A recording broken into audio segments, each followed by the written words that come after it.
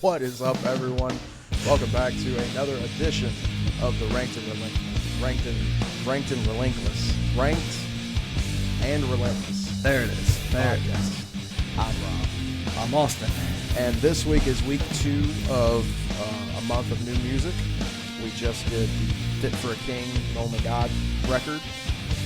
Solid. Both pretty pumped on that one. A pretty good album. Yep. Pretty good album. Had a lot of fun doing that one. It's just at the time of recording, it just came out, so we're still waiting to see like what response is like to that episode. But this week is one that we've been going back and forth on a little bit. Oh yeah. And I'm really interested to see where we ended up because it's not where we started. We prefaced this a little bit on last week's episode, but this week we were talking about Attack Attack's new album, Attack Attack 2, and we're going to go into a lot of details on this one. I'm going to lean on Austin an awful lot because Austin is the resident Attack Attack fan. I like some of the stuff that they've done since they came back. So, Austin, for me, the very first time I ever listened to Attack Attack, I got Alternative Press had a magazine. You guys remember magazines? And in the magazine, it came with a mixtape. You guys remember mixtapes? It was 2009. It was called Summer of Rock 2009. And one of the tracks on that CD was Stick Stickly. And I had the pleasure, Austin knows this story, but I had the pleasure of a handful of years ago, 2019, I met Beartooth because we were doing a thing at work where their music was being featured in the game that I worked on, and I had the opportunity to tell the story to Caleb Shomo. And as I told him, I got this Alternative Press 09 CD that had Stick Stickly on it, so that was the first time I ever heard you. And he went to tell me, oh, thanks, man, that's really cool, you're a day one guy. And then I went, wait a second, I fucking hated it. I said, who does that? Who I tells straight an up, artist dude, they hated their first album? I fucking hated or it. single. I hated the shit out of it. Now, whenever you guys did the reissue of the second album, which was the self-title, when you guys reissued that, not the original version, when you reissued with you on lead vocals for Last Breath, that's when I was like, okay, these guys are actually not bad. But at first, nah. Because you were like a ground floor guy, when did you first get into Attack Attack? When I was, back in MySpace, whenever Stick Stickly got released, it got released on MySpace first, and that's how we heard about it. But it was their EP, before the actual. But that's how I found it, and I was like, fuck yeah, I like this. And this was around the time when I started, whenever Asking Alexandria's EP came out before Stand Up and Scream? Yes, they had a little quick EP that they did. So a lot of these this was bands the time same exact time. Yes, yeah. So because of Asking Alexandria, I was like, oh, I got into this music, and then I kind of started looking for it on MySpace, and Stick Stickly had popped up when it got released. I was like, I fucking love this shit, and then I've been a fan ever since. This is my Nickelback, bro. This is this is my guilty pleasure. It's this is Nickelback for a lot of people. This is a band you either hate, there is no if, ands, or but, or you really like them. There's no they're okay. No, they're either shit or great to you.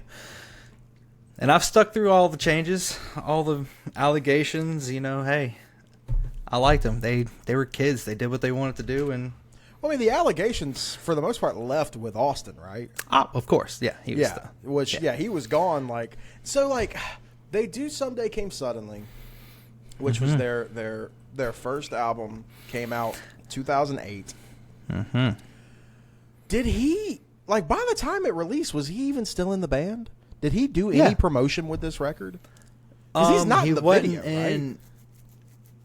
No. So it was pretty much right after the album came out. They had, we're talking halfway through a tour that they had just did for the album. They kicked Austin out. He was ejected out of the band, and then Nick came on. We're talking that year it came out. Well, 2009 is when it happened. So according to Wiki, 2008 was whenever Austin was gone from the band. November 11th, 2008 is when Someday Came Suddenly came out.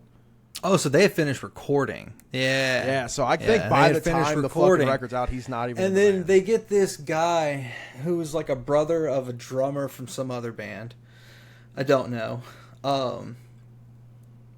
Look, props to the guy. You know, he was a decent showman. There's a reason they never recorded with him. There's a reason nothing happened. Like, he just didn't sound the greatest. But, hey, he put on the shows. We loved it. He's a good front man. He just did not sound good. There's something so, like, dirty about that. They're like I mean, you even recorded a music video, and it's the original singer. If I join a band and they ask me to lip sync for the guy that I just replaced, I'm gonna feel dirty. Like, I'm gonna feel like awful about doing that. Like, this sucks. This. You know, like, I hope Carmen doesn't feel too weird about it whenever, because I have plans for us to shoot a video for Anchor. I just getting everybody here. I already know where I'm going to film it at and everything. I've already got the script written out for the video. Everything is done. That's just we need to actually do it, and I need to get everybody on board. He's got to pretend to be our bass player. But I think that's easy. I played bass on the record, so, like, I think that's easy. Like, I did bass, guitar, and vocals. So it's like, yeah, dude, like, it's fine. Just you know, I can promise whatever you fake play is going to be better than what I real played. But yeah, like that in itself is such a weird thing. And yeah, they rolled with this dude in the band, Nick Barham, for a year, and then eventually were like, hey Shomo, fucking little fat 15-year-old kid we got on the keyboard, do you want to give this thing a shot? And then that wound up being a great decision, not for Attack Attack, but for Caleb Shomo. Yeah. Well, I mean, Caleb started doing a lot more backup screams because Nick was just, you know, having a hard time with all the shows. I mean, they just released this album, so it's the tour for that album. I mean, he tried his best, but then Caleb took over, and they were like, hey, man, why don't you just do it? And Caleb's like, yeah, I'll learn officially how to do it. And it was like, all right. Yeah, because it's something we were talking about a little bit off air. And like, I went back and I listened to some of the old shit they did with Caleb, and I'm like, that does not sound like what he is now. I mean, the Attack Attack self-out title, like, if I'm ever showing anybody Attack Attack, that's the album I'm showing. For granted, even this new stuff, I'm showing you a self-titled just because it's not cringy. It's not the dumb stuff, over the top, just want to throw some rap shit just because and just say the dumbest shit possible. Like, that was the first album. That was Austin. Let's leave that shit over there. Attack Attack, they're like, hey. Caleb's like, no, we're gonna actually fucking try, and they did. And like, I brought this up to Austin earlier. Whenever I was coming home from a show Saturday night, I was showing my wife this new album, trying to get her take, because I'm like, me and Austin are kind of like going back and forth on how we feel about this. So I got her take, and she was like, this is actually pretty fun. I like this. And then Sexual Man Chocolate from Self-Titled came on, and then I was like, okay, well, you know, this album is called Attack Attack 2, so this album should be what I'm comparing it to. So let's see what the comparison is. And it's been years since I've listened to any of this shit. And even then, like, I've heard Sexual Man Chocolate, I've heard Smokeahonis off of the original version of that self-titled album. That's about it. Like, those are really the only ones. Well, those were the two that was the big ones. Like these singles from Attack, from the self-titled when it came out. But like, I'm listening to Sexual Man Chocolate, it's like a minute in, and I just go, fuck, that's so much better. Like, yes. That's so good comparatively. Well, it's so good that you took a guy who didn't like them whenever it came out, and he's like, fuck, that's better than this is. As much of just I'm not really going to say a lot of bad things because I really like them at the same time. Andrew Whitting was just he was basic, but he knew how to write crapcore. Yeah. Like, that was his thing. And God, it sounded so good. I mean, he's kind of a pretentious little shit, but yeah, I mean, aren't we all? For sure. This is this album we're talking about today, Attack Attack 2, is the first Attack Attack album ever without Andrew Whitting on it. This is because whenever they came back in 2020, whenever they came back, it was just the Andrews that were the original members, Whitting and Wetzel. And Whitting wound up leaving, but the other guys that came in around that 2020, 2021 time, they're still with the group. So like, that one's definitely tough because it's outside of your drummer, It's not an original member. Because All My Life was a great single. Oh, it really was. Like that was our first impression of them whenever they came out with a new band, and I straight up was like, okay, this is more my speed. I looked at that as an evolution.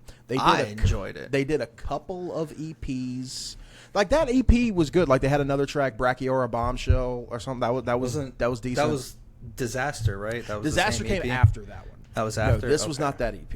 I can't remember what the name of this one was, but Disaster wound up coming because Disaster was like a year or two ago. Yeah, and that like went under my radar completely. This Same. is the first Attack 2 is the first full length album, and that's the first thing I want to talk about before we start really getting into this album. Attack 2. So the assumption is this is either a representation of where we are now compared to where we were whenever we did the original Attack album. This is an evolution of that sound or something, because like a lot of times, like if somebody's going to do like a part 2 of an album, it's because like, hey, like this is either paying tribute to that or it's an evolution of that. This really should have been called Someday Came Suddenly 2, because this is way more like the first album, which I fucking despise. I want to be so clear about that. I fucking hated that first album so goddamn much. Yeah, so I don't hate this one like that, but if there's an album that we're comparing this one to, that's it. It is. Well, the other thing too is the writing process. I've been kind of on a kick with Andrew Wetzel, or people just call him Wetzel now, of his interviews with about the album and the recent events and stuff like that. And their writing process, how they did the first album, is exactly how they did this one. If they laughed at it, they're putting it in. If they just liked it, they're putting it in. So it's not like a song that's been really boiled down to how, it's just kind of parts put together, and it's just shit that they liked. Yeah. So like, and that's exactly what they did with the first album. Like they were just kids just going, hey, this sounds cool. And then they just ended up putting it as a song. Like it wasn't even like, well, the big thing, I think the big comparison, and for me at least, why I say Attack 2 is more of a sequel to Someday Came Suddenly than it is anything else, is because the one thing that Attack 2 and Someday Came Suddenly really have in common, take away the crab core, take away the electronic core, all that shit, they're both of their time. Like Someday Came Suddenly is that's what the scene was like in 2008. That's what all the scene kids, it was pointed directly at them. And I think, a little bit of it definitely was tongue in cheek, but like, it's literally like, what if Metro Station chugged? Like that was kind of fucking what that album was. It's an interesting way to put it. But that's where we were as a society. It was all fucked up in 2008, 2009, guys. Like, I don't know how well y'all remember that time. I don't remember it super well. Like 2009, almost as an entirety. Like we were talking about my extensive drug use. 2009 was whenever I got most of it out of my system. Like that's why, like, I'm on the edibles now, but like that's fucking child's play compared to what I was doing in 2009. But like that's the scene, dude. Like I wasn't. Everybody was wearing skinny jeans. We all had these really thin highlights in our hair, deep V-necks, like puka shells. It was the worst. No, like, and I really didn't either. I had the highlights way before that. I had the highlights in like 2005. Yeah. But like, I never wore the deep V's. I never did the skinny. You can't. My skinny jeans fit my big ass. Like puka shells. I never got into that shit. But like, that's where we were though. Like MySpace. Yeah. It's MySpace core. Yeah, I mean, this is it's crap core. It's post-core, hardcore, whatever you want to call it. But, like, I mean, because of Attack, crap core became a fucking but like, micro-genre. But, like, it is very of its time. But this new record came out in 2025, year of our Lord, is also of its time. And we're going to talk about that with some of the cringy-ass lyrics in here. And that's why, like, I kind of can take them with a grain of salt because I at least hope it's because they're poking fun, not so much encouraging. One of the songs on my list in particular, the whole pre-chorus makes me want to punch a fucking wall. Like, it makes me so angry, dude.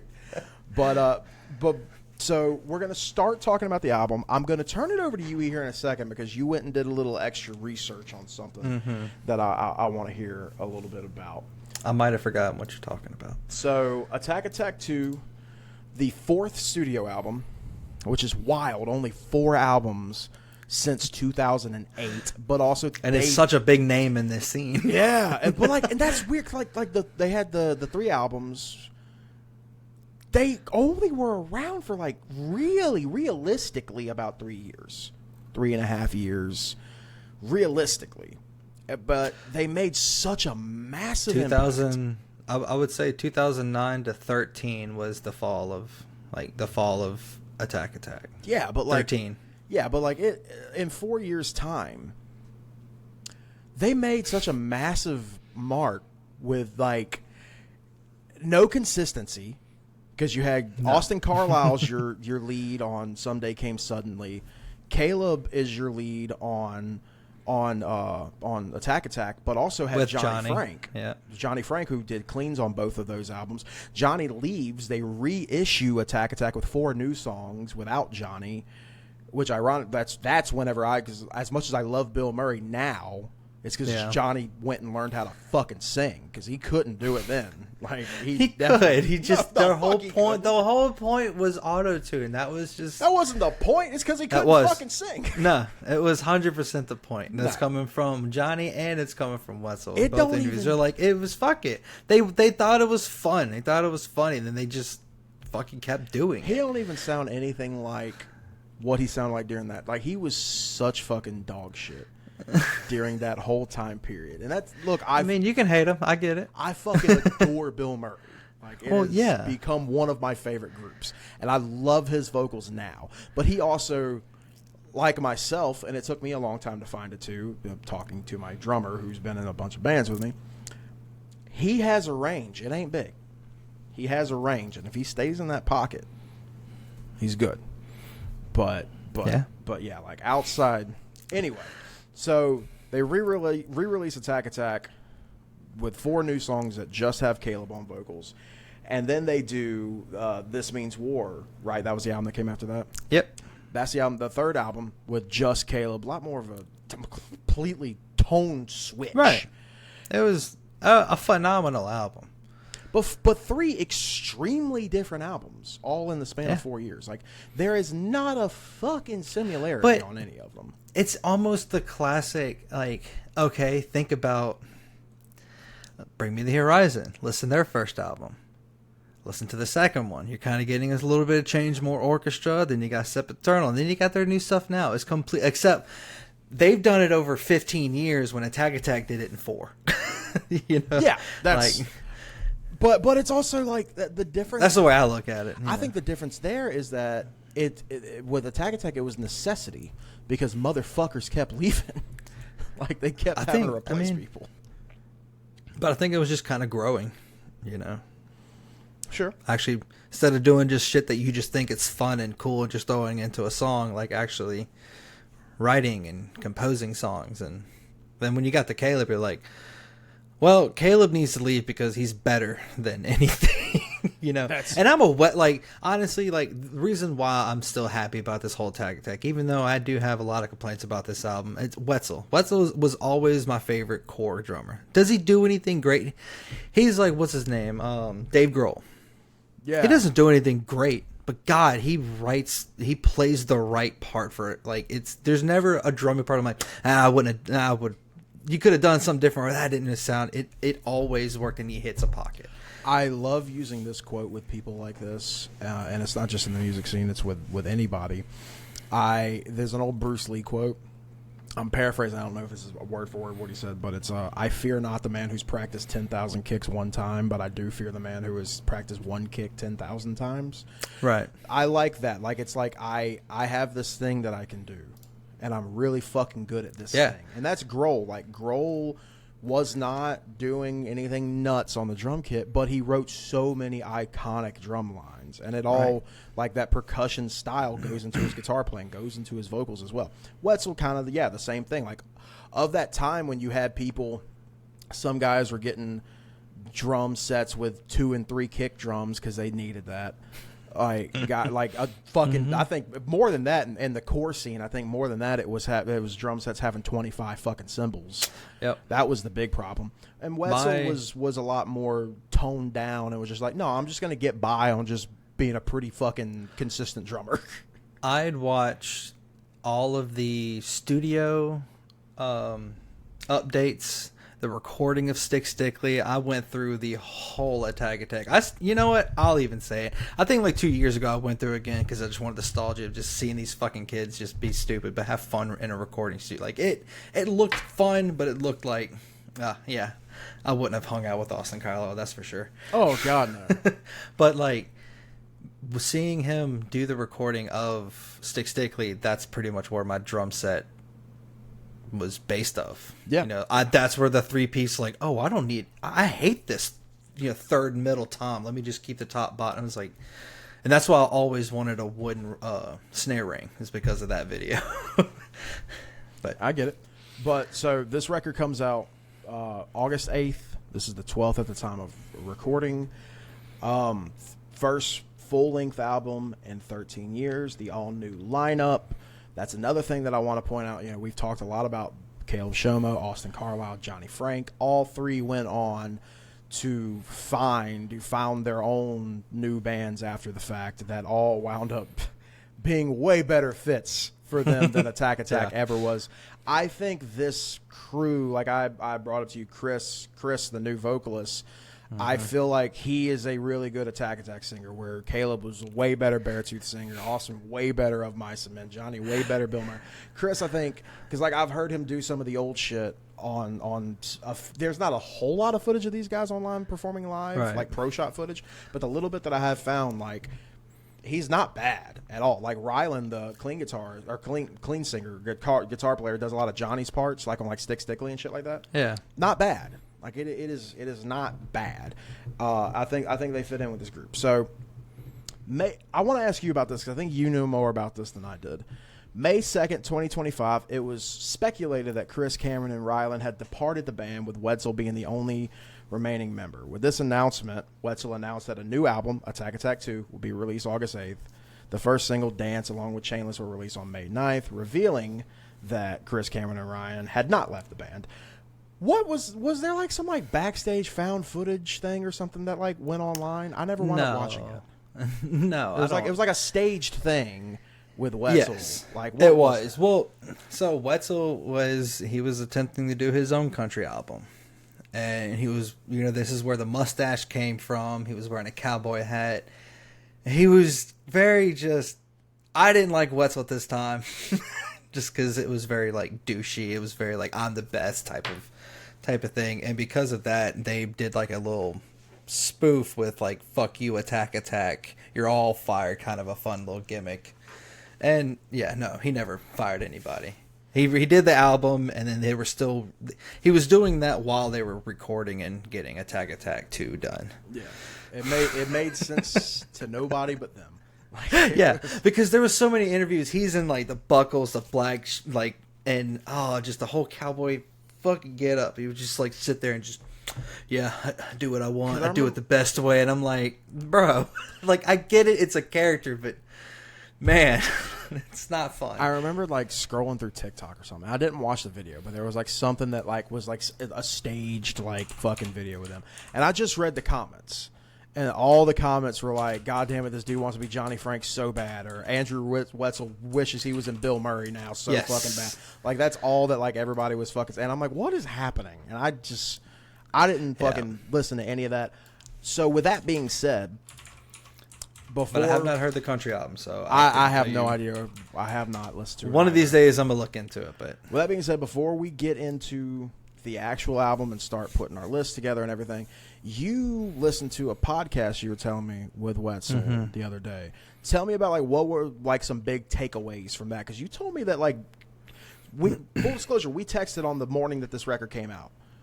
Yeah, I was still kind of like, I like some of these, and Austin was like, I want to kill myself. Like this is fucking. You were like, man, like I'm ready to run this fucking work truck off the fucking bridge. The first run through of this album, there was nothing likable except for the choruses. There were a lot of good to choruses. get to the choruses, it was just too much. Well, I kept listening to the album. I kind of started like getting this like, it's kind of felt like the older days. Kind of started feeling like Someday, but there's still that, self-titled, breakdowns or just, low tones. And I was kind of starting to like it a little more, but it was like, God, there's so many parts in these songs I just can't get through. The verses are dog shit. Like, I was hating every bit of it. Well, I found this, it was, I think, a CD Burners podcast, and they had Andrew Wetzel. Well, he was talking about the past, what it was like going through the albums. Like, we're talking, what it was like with Austin, going through Warped Tour at the age of 17, doing all this, and then going throughout the days with Caleb. And they really talked about the writing process of this album. They're like, we kind of wanted to go back to how we used to do it. I know these are new guys, but how I thought we just wrote riffs, liked them, we just kind of spliced them together, made it work. And then he just kept talking about like what they want out of the album. Like, we just want to have fun. We don't care anymore. I'm a drummer and I just want to be on stage. I'm not trying to do anything spectacular. And I'm like, so like whether he was really like truthful but like, it felt real. So it's like, for me as a drummer, it's like, I just want that too. Just to play on a stage. I don't care what we play. We could play any genre. Just to be on a stage again would be fucking amazing. That's why I love getting to do the emo nights every once in a while. Just right. Like, that's the same thing for me. It's like, don't get me wrong. Like, I'd love to, I had a vision, and like, it'd be cool to one day be able to get to see that vision. But it's also like, just to get to go and do a few songs here and there is also really fun. And so, like, just listen to, like, just, I don't know, just how he was and just all the questions they were asking. Because they were asking pretty some deep questions. I was like, wow, I actually gained a little more respect, not only for, my boy Wetzel, but just the album itself. And I took the past 2 days and listened to it. I'm like, fuck, I like this. You're listening to it with context now. Yeah. Of like, these guys are just dicking around, having a good time. Just in the studio being bros. I really like my top 5. But there's only one song, like, if I can delete it off of YouTube, and I would just enjoy the whole album. There's only one song, but we'll get to it. But is it on your? It wouldn't be on your top 5. No. Like, if I can delete this song off of the album, I would say this is a perfect album for me. Because like, the more I've been listening to it, I'm like, oh, here's that part. But then it's like realizing, oh, it's only 3 lines. So really, if you can just fight 5.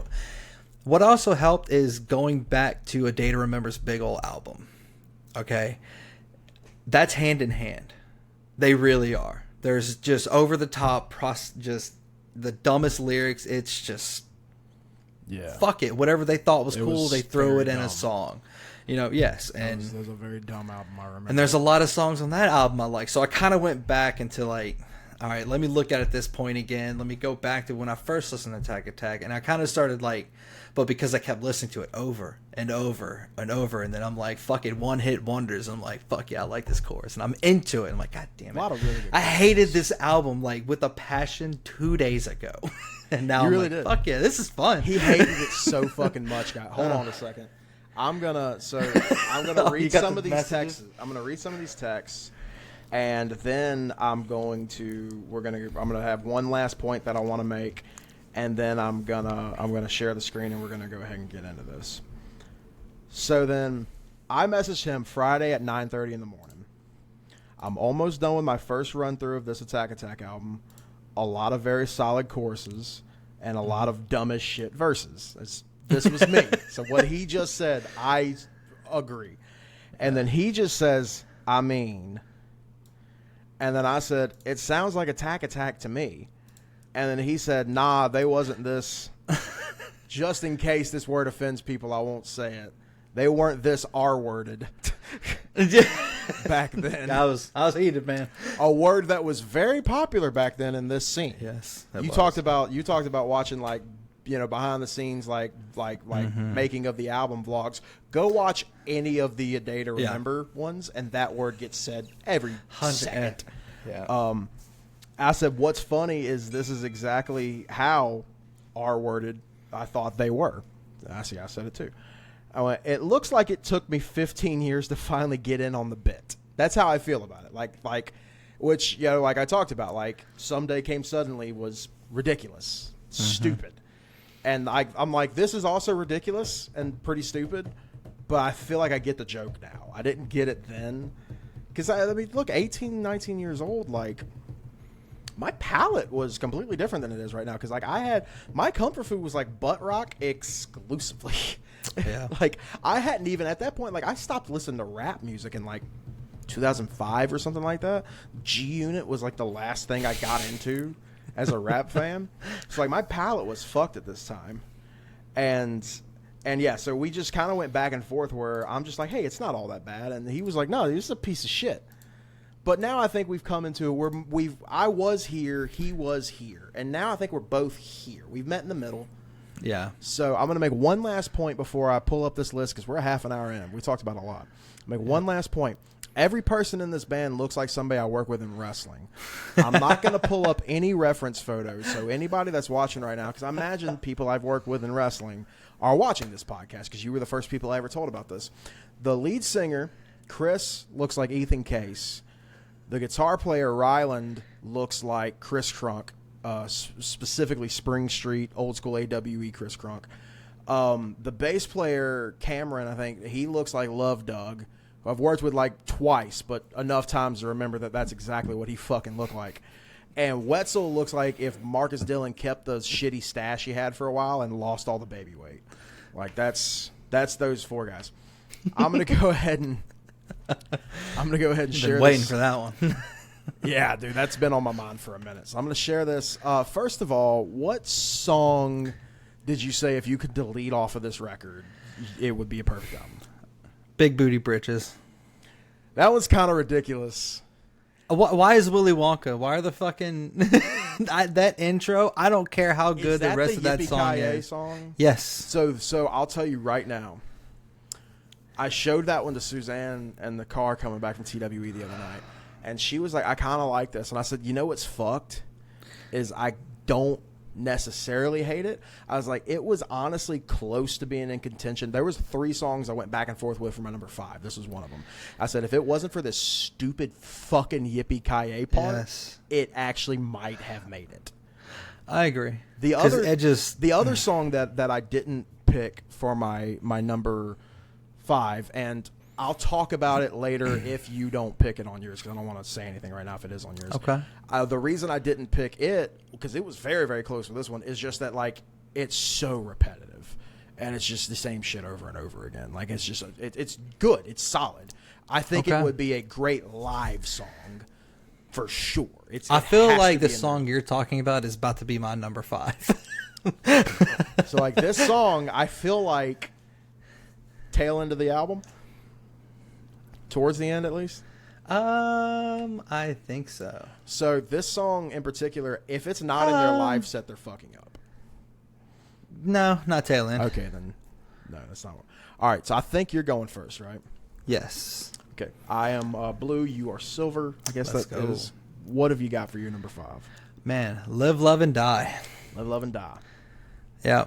That's definitely not what I was Solid. It really is. Very like, there's nothing really I could have said anything about it. I mean, yet again, weird fucking intro, but I kind of like the intro. I enjoyed bringing back the auto-tune. I'm like, all right, give me one.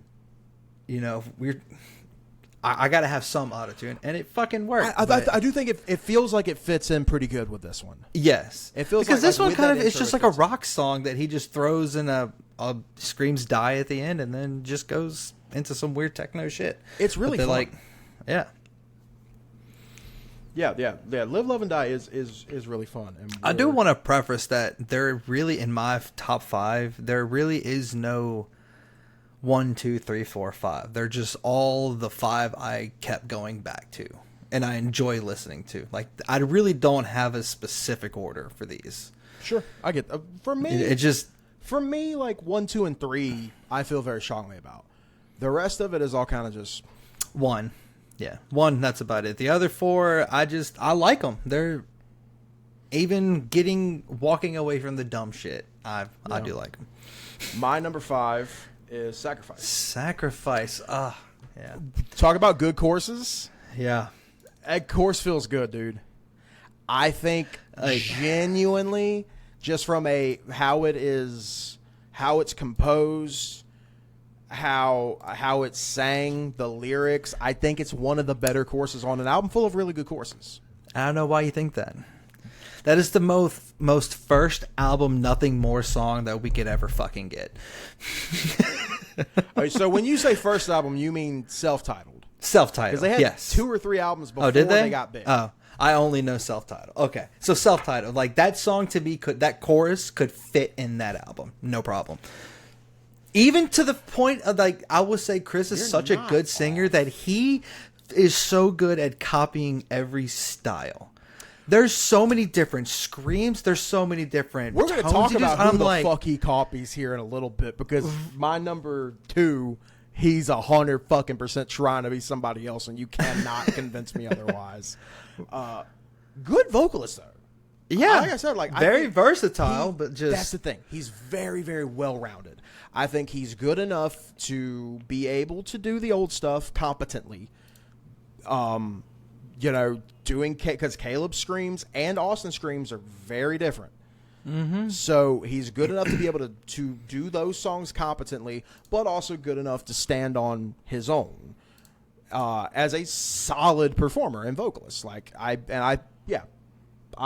think Chris is damn solid.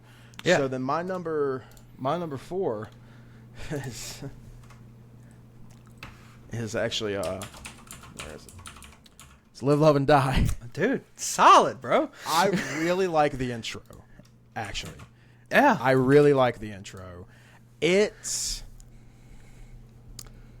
before Bill Murray settled on the alternative style, and they were a little more electronic core and like that in between era. I think what's that? Lift Heavy Stone, Make Sad Head Voice Go Quiet, or whatever the fuck. Like that song. Sure.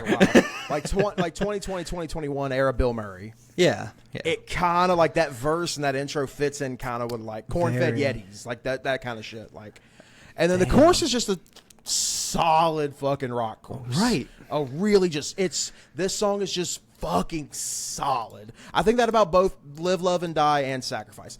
Now, another thing I want to bring up about Bill Murray with comparison to him. Mm-hmm. I'd like to point out there was a Bill Murray single later re-released on the American Motorsports 420cc edition called Livin', Lovin', Laughin', or Livin', Laughin', Lovin'. I can't read Live, Love, and Die and not think that's some kind of like tongue-in-cheek shot at maybe. Johnny. Hey, maybe. I don't think it'd be like a cheap shot. I think like in fun, like in jest. Look at this. They have a song called Carmageddon. At this point, dude, it's just you take it or leave it. Like this is now that we're going back to the original Attack Attack. Either you really love this album or you fucking hate it. If Carmageddon was like started with a C, I would hate it. Like Cars having an Armageddon, but Carmageddon. One of the few choruses that the lyrics actually make sense. Mm-hmm. A Carmageddon or in Live, Love, and Die? Yeah, both. Yeah, because I really like the choruses in both, actually. Yeah. So what is your number 4 then, Austin? Man. It's Walk on Water. And like, if you can just get past the weird, this man is trying to sing as low as he possibly can. You can tell he is not doing, like, to me, it doesn't sound comfortable. It sounds like he's like really trying at 100% to get this verse out. Once you get past that verse, Walk on Water is a really good, fun song. I like the chorus and then like the whole like rapping in between the lines, or like, that was a fun one. I didn't like the rapping. You didn't? I don't. It brought me back to like I'm not saying like old Linkin Park days, but I guess that era of music when I listened to a lot of songs that would do that. And I was like, all right, this is a nostalgic to me. I don't like it even more now because for the long, like whenever this record came out, I had no idea who the fuck that feature was. Because I'm like, that's not anybody in the band doing the rapping. And now Spotify has updated. It's some guy named Doobie. All right. Fuck that name. I hate it even more now. I'm not gonna lie to you, dude. I really don't fuck with Walk on Water that much. Like, And it's one I of the few understand. that I'm like, I really don't care for this one. Once I kept listening to it and I kept getting past that first verse, I was like, I fucks with this. This is fun. It's a fun one for me.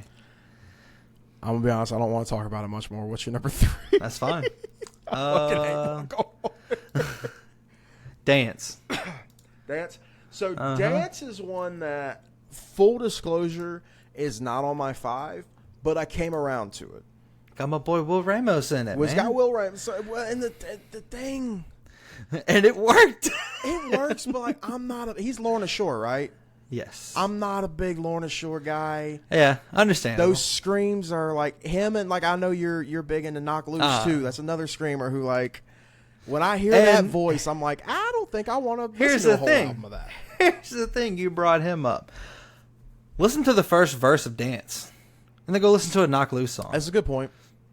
Like, he's doing the same scream. He's doing that yelling falsetto type, whatever you want to call that. Yeah. Like, you're just yelling, but there's, I don't know, whatever it is. It sounds the exact, like, he's doing that style. I will say I came around to it because I didn't care for it the first time I heard. Like I told you straight up, whenever the first 4 singles we had found out about, I told you, I said Chainless and Dance can both eat my ass. Like I don't fucking like either one.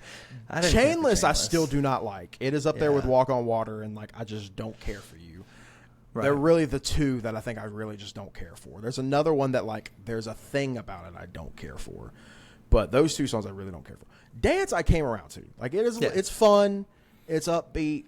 You know, I like the chorus a little bit. Like after he's repeating the "if you really wanna dance," well, there's right. If you wanna throw down, we can do it right now. Fuck around and find out. I like and that's that. one of the parts I hated, and then I started listening to him more. Like, after, really trying to get into it. I'm like, all right, I fucking like that this. part popped. But like it's that whole fuck it. And that's what I like about it. Like, this is the album of truly fuck it. If we like it, we think it's funny, we think it sounds good, we're throwing it in. Yeah, and that's a fun song. You can tell they're having fun with that one. Yeah, you can tell they're having fun with that one. It feels like a good live song though.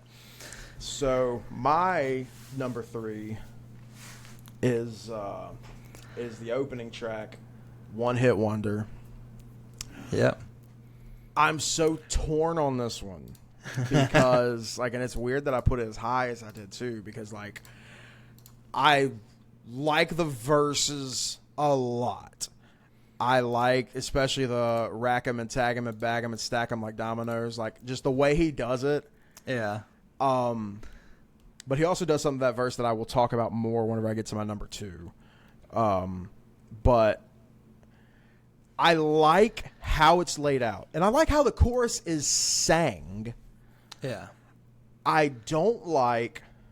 Let me pull up the lyrics. You don't need to pull up the lyrics. I'm a one-hit wonder. Are you talking about End of the Day? The whole plug-in and player, right in the gamer, end of the dayer. I'm a one-hit wonder. Love it or hate it, you gotta face it, I'm still the greatest. I'm a one-hit wonder, all me, no cheat codes. I'm a one-hit wonder, all me, I'm beast mode. That's... I was about to say the R word. Fucking stupid. It is. What does right in the gamer mean? What the fuck does that mean? What is end of the dayer? What's a dayer? It's you're a guy that gets shit done at the end of the day. I can at least kind of try to make sense of that one. What the fuck does right in the gamer mean? Right in the gamer. Plug in and player. Right in the gamer, end of the dayer. It's almost like they literally just watched Ready Player One. They're like, dude, I got an idea for a song. You tell me the next time Wetzel's doing a fucking podcast. If it's one that I can like send questions into or something like that, hey guys, get your questions for Andrew Wetzel. I'm gonna go, what the fuck does plug in the gamer mean, Wets?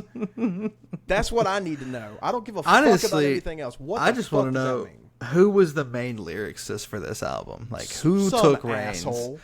Chris. It's one of them. Fucking whoever did this, whoever wrote right in the gamer. If you were in this room with me, I'd hoof you in the balls right now.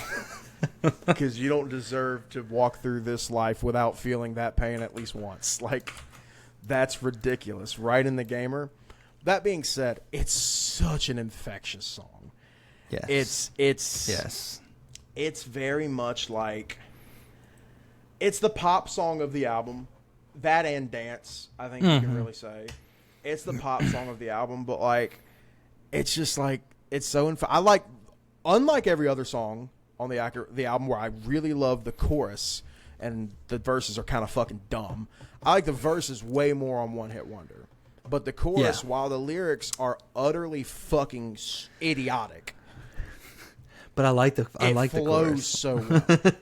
It flows really, really well. They were just trying to rhyme shit. That's all they were doing. There was no rhyme or reason behind that. That was just for shits and giggles. That's the problem. They made up rhymes. So does everybody else. They made it up. This is like fucking one-hit wonders. This is like Eminem trying to rhyme orange with backdoor or whatever the fuck porridge. He did. Like this is. They made up a rhyme. Yeah. They added syllables to songs that didn't have them. Anyway, my number two is Carmageddon. I fucking knew it. I knew Carmageddon would be on yours. Yeah, you did. You were correct. It was one of the three. So, by process of elimination, you should know what my number one is. And I think I know why. Why?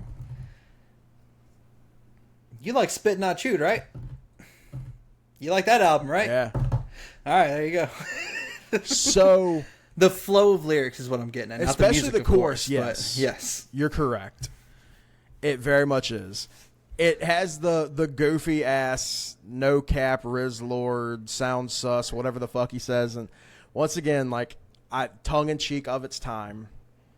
I let that part go because I do enjoy the rest of it. I love it. It's really, for the most part, screamed the entire time.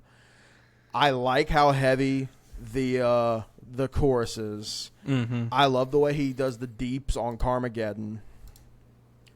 But when he does the take what you give out, the way that he does it, that's Caleb. Oh, 100%. That's Caleb. That is early Beartooth Caleb. That's like Body Bag, the lines. That's that Caleb. Like, Andrew met Chris and was like, hey, you can scream and sing. Yeah. Like, what can you do? He goes, I can do everybody. Oh, no, what can I do? Not like, this man can copy everybody. And he's done it this whole album. Yeah. Like that one and One Hit Wonder, there's pieces on both. Like the rack 'em and tag 'em and bag 'em and stack 'em, how he's like kind of like alternating like that scream and then like breath with a sing, whatever the fuck. Scream, sing. That's a Caleb thing. Now, that's not just Danny did that too. On like especially like early attack or it's his asking. tone. The tone of it's like that kind of sounds like Caleb. It's Caleb, like, yeah. That's the thing, you know, like not just octave. like the style that he did. Like he kind of like the tone's still the same. Yeah. So that's dude. Carmageddon fucking rules. Like it's a dumbass. So like, mode. and that's what I'm saying. Like this album, really the only song I fucking hated was Big Booty Bridges. All the other ones, like honestly, I could have done a top 10, and they just all would have been the same. Like I am, and that's one thing. I really am actually enjoying this album. It's good. So what was your number two? One Hit Wonder. One Hit Wonder. Yep. So I'm sure and you same exact shit we talked about. Yeah, it's end of the dayer. End of the day. It flows so good though, because at the first One Hit Wonder comes on. I'm like, okay. Ooh, verse. I don't know. It's like too much. I don't know what you're trying to do, but it's just not fitting the tone of the music and his vocals. And then here comes the chorus. He's the One Hit Wonder. I'm like, oh shit. All right, Dayer. Nah, texted you. It's like, fuck this. It's like, how you liking it, man? Because this ain't it. I got to Carmageddon. I'm like, okay, I'm kind of getting what we're doing here. Because Walk on Water, I didn't get to it. That low verse came out. Skip. I didn't even try it. Like that sounded so bad to me. Now I kind of like it. I just get through. But hey, you know what my number one is. Do I? Yeah. It's your number one. Oh, I can play it on r/metalcore? Yeah. Okay. That kind of throws me off because I was like, fuck. Nah. We have avoided talking about it this entire time. It's the one song that has to go. So I do want to say real quick before we do it, I thought you were going to have Without You on this list. So. Because you were fucking with that one when we talked. Without You was in place of Dance. And then I kept going back to Dance. And I was just having more fun. Without You should have been in my number 3 spot. I want to say, if it was produced differently, I would like it. I don't mind it being like a kind of like a light dubstep kind of beat. I don't mind any of that. I like the lyrics. I like the simplicity of the lyrics. That's what it was. But that fucking, there's like a fucking phasing, an audio phasing that is doing really heavy in the chorus. That like, it's like the volume just keeps like really quickly going up and down. Like in my headphones, and these aren't like expensive like audiophile headphones. These are Razer Black Shark V2s. They're like, you know, $180 or whatever when they came out. So like they're decent headphones. It literally hurt me to listen to that chorus. I took my headset off. I was like, this fucking hurts. Mm-hmm. Like, it was bad. I complain on r/metalcore. Weird ass opening. I want to point out whenever the morning of this album while I was listening to it, I went to r/metalcore to see what everybody was saying about it. And it was a lot of people. It was either like there were a handful of old school fans that were like, I don't really like this. But then I'd say the majority, 75% of the comments were people going like, I actually kind of fuck with this.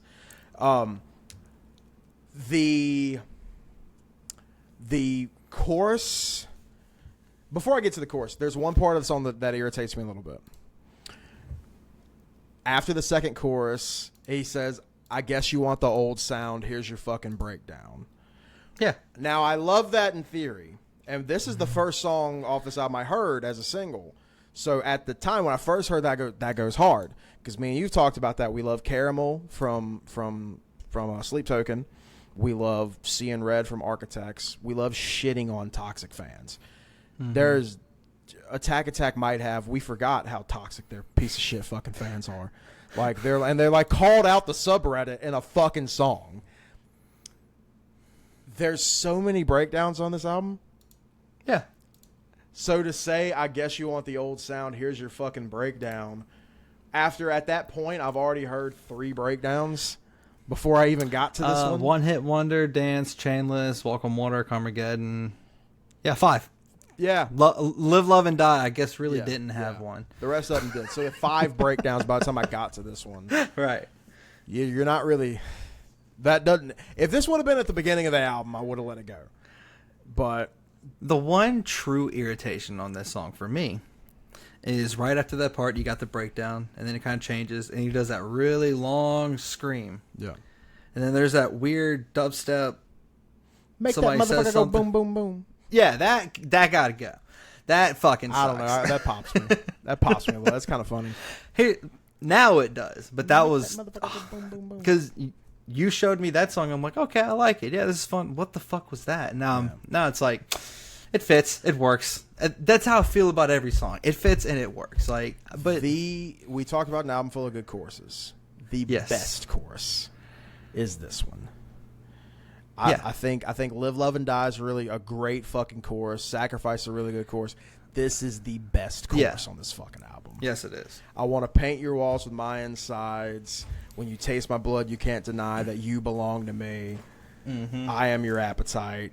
I'm the center stage and you're the light. I'm your Kool-Aid flavored suicide. That's my favorite line. That's stupid. I love it.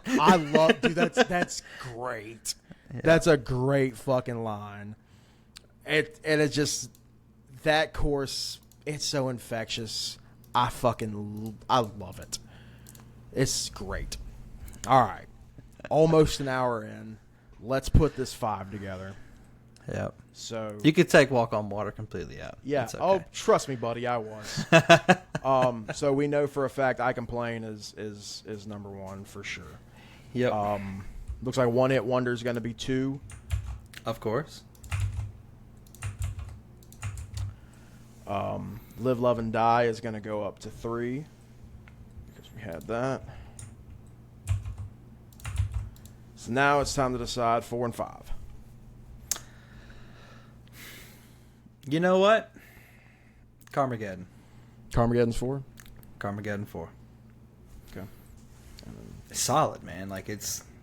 Yeah, it's fine. I feel like that one also should have been on my top 5, but I changed a lot. It kept changing so much, and finally I was like, this is it. This is my top 5. I'm dealing with this. It's the heaviest on the album. Mm-hmm. And there's a song with Will Ramos on it. Yeah, it's called Dance, and they sing Dance, Dance, Dance, This Dance. is the Let me see heaviest your song on the fucking album. hands. Well, that's what I'm dance, saying. dance. Like, you would think the guy from Lorna Shore would possibly feature on the heaviest song on the album. No, he doesn't. No, because He features you on can one of hear those pop songs. Will in the background of everything. Will's having a great time. Yeah, dude, he's just pumped to be there. Yeah, so our top 5, number 5, Dance. Number 4, Carmageddon. Number 3, Live, Love, and Die. Oh, you put Dance. Oh, I thought we were just talking about Dance. Okay. That's up there. Number 3, Live, Love, and Die. Number 2, One Hit Wonder. Number 1, I Complain on r/metalcore. A lot of the singles made it. Yeah. I think if they released this as an EP, just these 5 songs, because they had done nothing but EPs with this lineup until this album, done 2 EPs. If they just released these 5 as an EP, I wouldn't have a single complaint. I agree. So there was one song I do want to mention as an honorable mention that I was going back and forth with that almost became my number 5, which was Sacrifice. The one that was very close was Jump Jump. I think, dude, live it's going to be very good. Literally, Without You, Sacrifice, Jump Jump. What a way to end the album from everything else. Yeah, like those 3 songs, all solid. I mean, Without You, we could. I understand the whole dubstep because I listened to it in a Ford F-150 work truck. So it sounds completely different than when I listen on my TV or even my headphones. It wasn't so the dubstep isn't. car. Yeah, so like I didn't really get that feeling out of it because I really haven't listened to it in headphones yet. It's just in my truck. It was vibrating like my head in this weird way. Like when I gave my headset to my wife because I was like, "Can you tell me how you feel about this chorus?" And she was like, I feel like it's massaging my brain." And I was like, "It's awful, huh?" She goes, "I don't hate it." And I went, "Get the fuck out of here, you psycho! Right. Like you're utterly insane right now." But yeah, that's the 5. If this 5 was on an EP, I'd be like, that's a perfect fucking EP. But lo and behold, they're not. We're here. So listen to it. Don't listen to it. You're okay. You're not gonna miss anything. Yeah, right? I mean, I think if you're a Attack fan, give it a shot. You know, if you're an old school fan, you might not like it. You might like it a little bit. Old school fans definitely not, because I mean, you might. Like I said, like 75% of the people I saw on r/metalcore fucking with it. Yeah. But the ones that were not were old school fans. If you've never listened to them before, definitely check it out. If you're old school, just at least once. And you definitely need to actually try the whole self-titled album. Yeah. Because there's a couple songs in there I know you definitely would like, and it's because Caleb just sings, and it's beautiful. No, Caleb's great. So we've got 2 more weeks of brand new albums. Then we're gonna hit the bowl again. Up next is Chevelle. That will come out on August. Another Friday release. August 25th. And on September 1st, the new Rise Against album will come out. At the time of the recording, it's the 12th. Both of these albums come out this Friday on the 15th. I will be driving to Louisiana this Friday. We'll be hanging out for a couple of days. We're not going to do the show in person just because logistically I haven't figured out a way that makes sense to do it like that. It's just easier to do it like this. But I think we should listen to these albums together. And like I might even film like some social media content to post of like us getting our first impressions of these albums together, because they do both come out on the same day. I texted you, I think this morning or last night, whenever it was. It was this morning. This morning about I had just listened to the new Rise Against stuff, and they've got one of the new songs in particular. There's 4 new ones. 3 of them I'm like, these aren't bad. One of them is like fucking great. I love it. But yeah, so we've got those to look forward to. Looks like this episode is going to do what no other episode of this show has done and possibly break a minute. Actually, you know what? We're at 59. I'm not, or break a minute, break an hour. I'm not going to let it break because I'm going to do the fucking outro right now. We will be back next week with the new Chevelle record. Till then, I'm Rob. I'm Austin. Thanks for hanging out.